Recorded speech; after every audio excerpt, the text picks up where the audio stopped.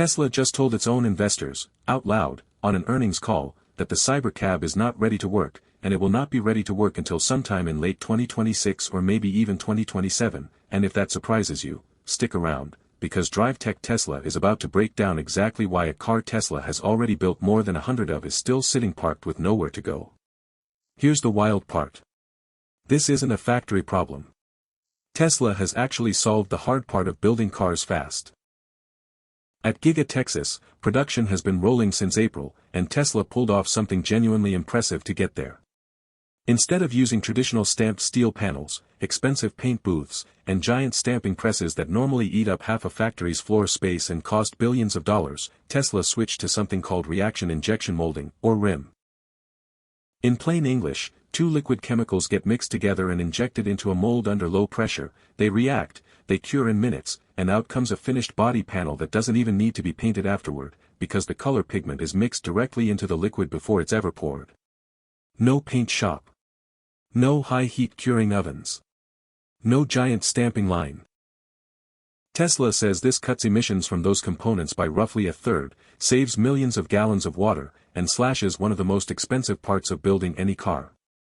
Combine that with a next-generation drivetrain that's designed to avoid rare earth materials, and you start to see why Tesla thinks it can build these things cheap and build them fast.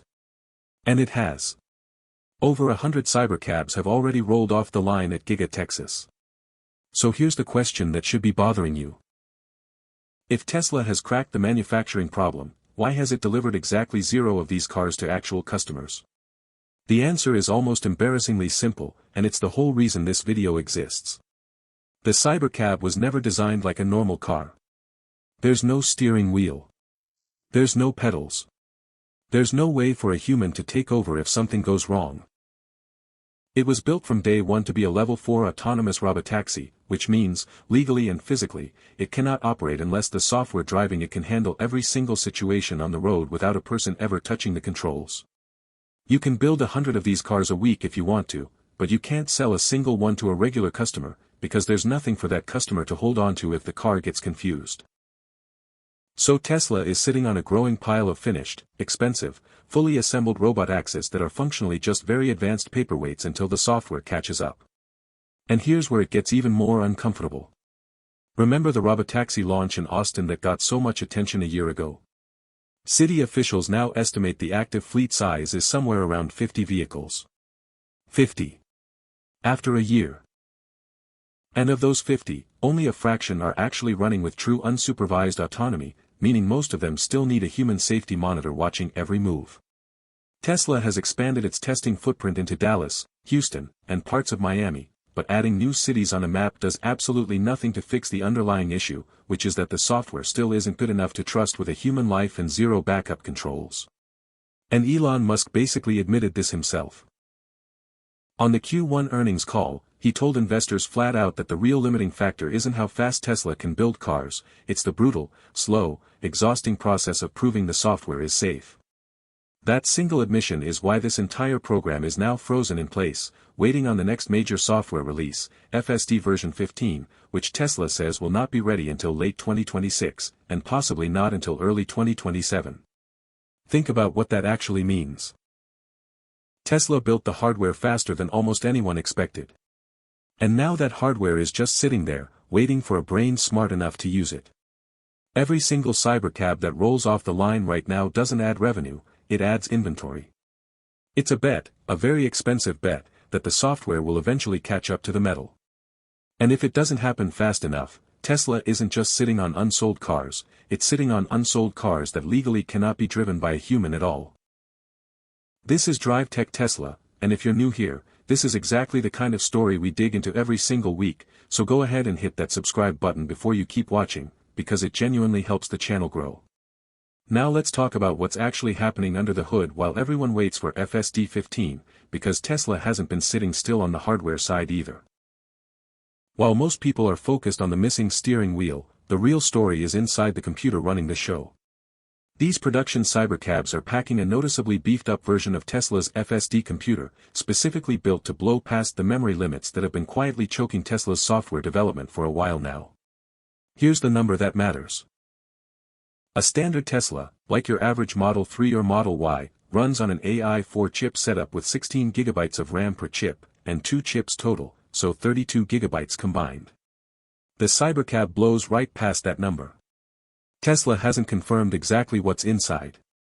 It could be a very early version of the upcoming AI 4 Plus chip that was teased on the Q1 earnings call.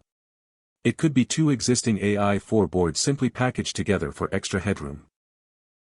There's even a small chance it's an early sample of the next generation AI 5 chip, although that chip officially isn't scheduled for mass production until 2027. Whatever the exact configuration turns out to be, the message is clear.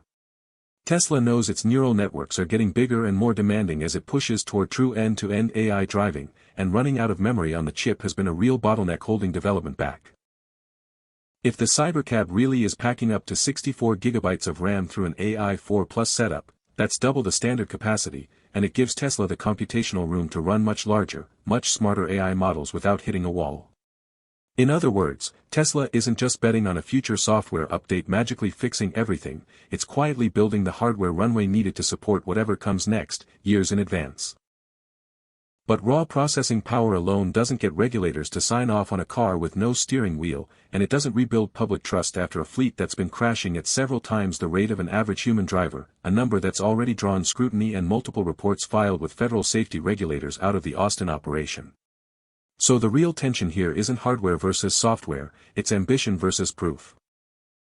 Tesla is choosing to go all in on a pure camera-based vision system, no expensive LiDAR sensors like many of its competitors overseas rely on, betting everything on one massive leap in neural network capability instead of a more cautious, sensor-heavy, geofenced approach.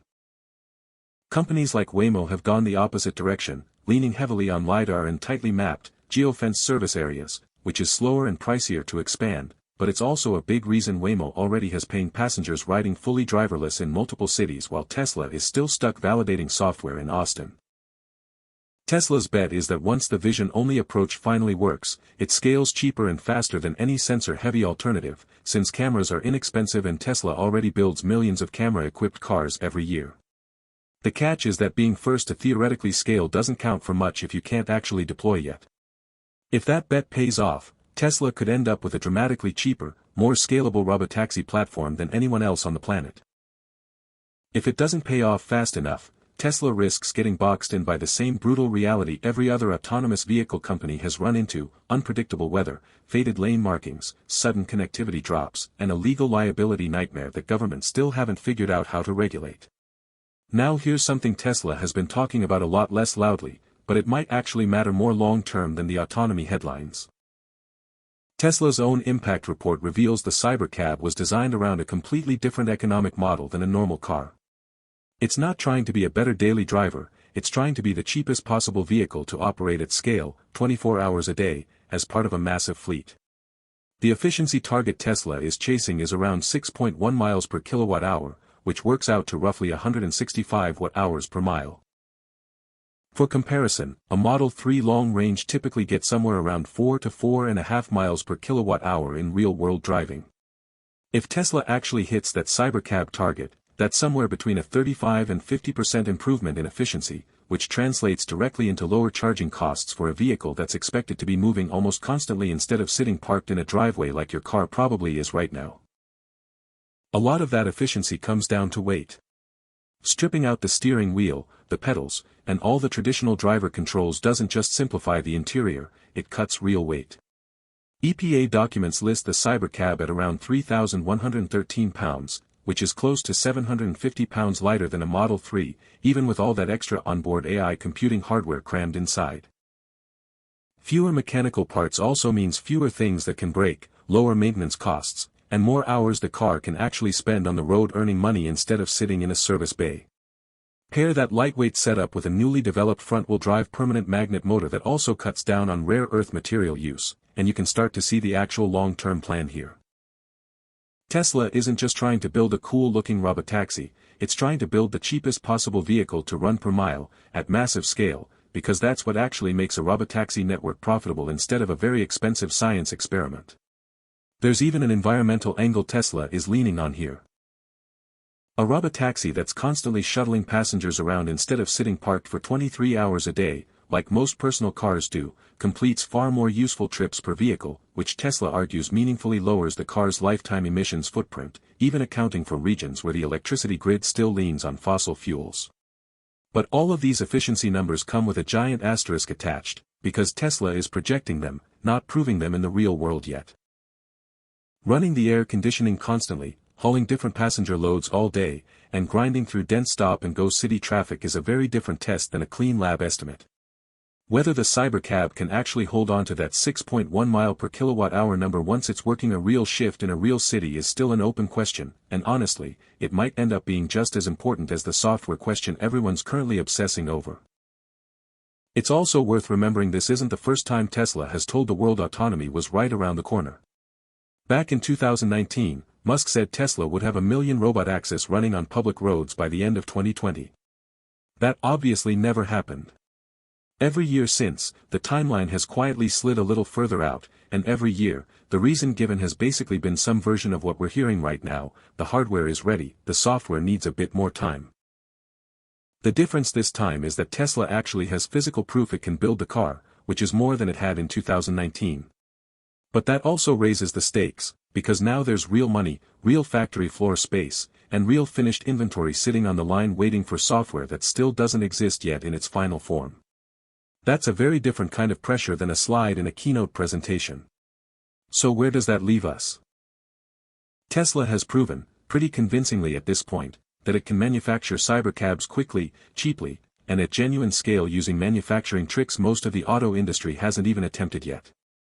What Tesla has not proven is that it can put those cars to actual work.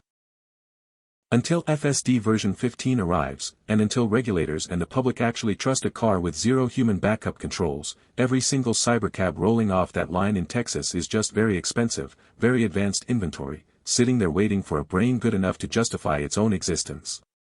Musk's own words on that earnings call say it all. This was never really a hardware race.